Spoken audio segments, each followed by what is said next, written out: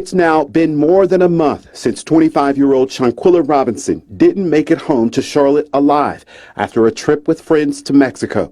Social media has fueled unending calls for justice as much as it has suspicion. People need to understand that this is not going to be a quick process. The extradition process takes some time. There's going to have to be a level of patience, I think, with people who want justice quickly. And justice may not look like what we're used to. Former Mecklenburg County judge and current criminal defense attorney Yolanda Trotman has been examining Shanquella's case on her own social media. I really wanted to see what the Mexican government was going to do in terms of their investigation. Mexican authorities issuing an arrest warrant for an American presumably on U.S. soil will be mandated by the U.S.-Mexico extradition treaty of 1861. It goes Department of State, goes through that process, let's say it gets certified. Then it has to be transmitted to the U.S. attorney in the district where that person, that fugitive, that alleged fugitive may be. I promise this is it, and I'm going to leave you alone because I know you're on vacation. So I am on vacation. I done put on my good shirt and everything. Now, interfering with my beach time, but that's okay just because it's you. Thank you. Thank you, beautiful. Thank you. I swear this is it. It's only one warrant against Shanquella, Daejhanae Jackson.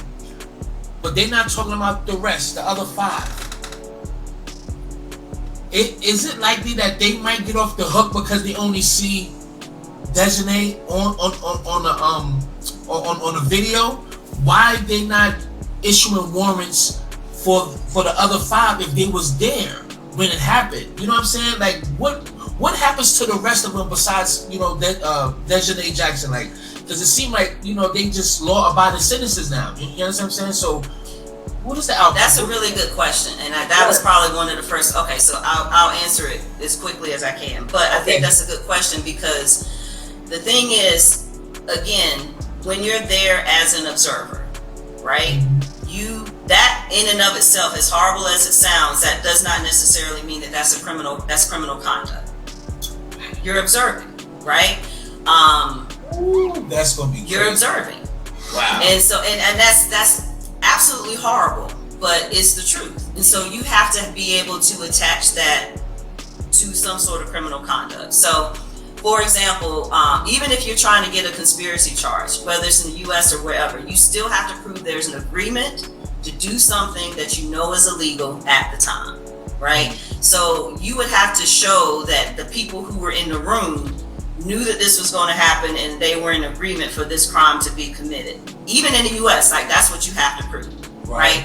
Now, in the U.S., if it was North Carolina, it could be, in theory, accessory before the fact. Maybe there could be things that could happen here, but that doesn't exist in Mexico. Like, that law doesn't exist in Mexico.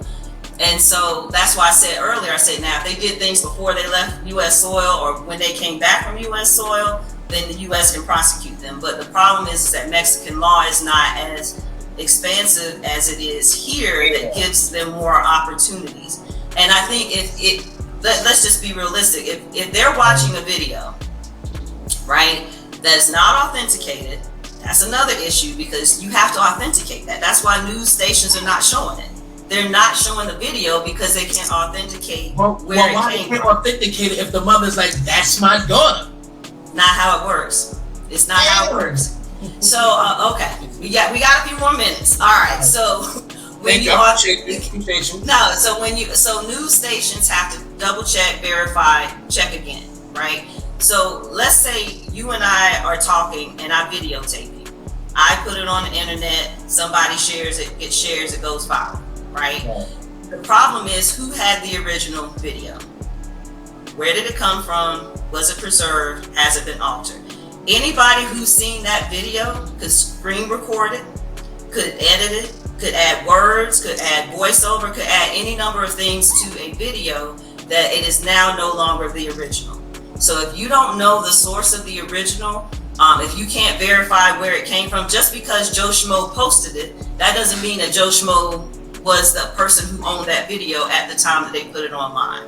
So we don't know where the actual video came from. So, and even if mom is saying that that's her, and even if other people are saying that's her, that's fine. But that doesn't get you through authenticity issues from an evidentiary standpoint and from what a What? And from what a news station is going to do, because they have to say where it came from. They can't just say, you know, Right. YouTube so-and-so's page, especially if it's showing violent content, especially if you can't verify the date, the time, where it came from. So most news reporters will tell you they're not going to, they may post stills. A lot of places will post a still shot, Right. but they're not going to post the actual video. There's a Right. big difference between that. And if this were in the US, there'd be a whole host of evidentiary issues of trying to get that video into evidence, unless you have the original and the original source to get past rules of evidence. We don't have time for all of that. So, but yeah, that's another set of issues. But in a Mexican court, you don't have that same level of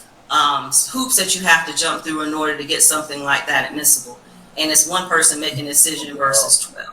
So Get off. I feel like they're gonna get off. Imagine they probably be the only one that go down. That's crazy.